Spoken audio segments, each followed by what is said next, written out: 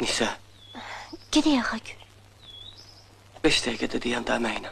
Gözləyəcəm də səni. Ay Bahsedin neydi? Allah.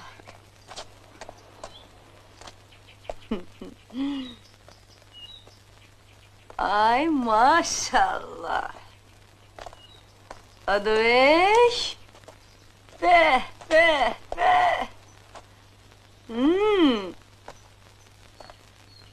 Nədir balam? Yoxsa gözünüzdə şeytan göründü? Nöşün? Bəri bax qızım, indi ki belə qorxursan, nöş düz yolla evimizə getmirsən, hə? Nöşün? Düz adamsa sənin burada nə işin var? Adı? Qara məni basınca mən qaranı basım, hə? Nə olar? Cəmaat durur, biz dururuq. Baxarıq görək, mən düz adamam ya siz? Köhnə məscidin yanında, əri ağacının altında, Ağa Gül bəylə Nisə. Qurban olum. Zibeydə xala. Heç kimə demə, heç kimə qələt eləmişik Zibeydə xala.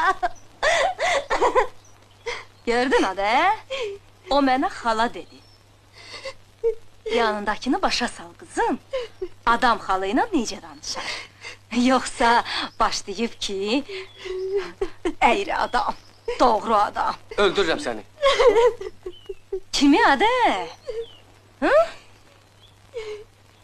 Ay sən öləsən. Baxarıq, kim kimi öldürər. Hı. Səni bütün aləmdə biyabır eləyərəm ha. Deyəsən sən məni yaxşı tanımırsan ha.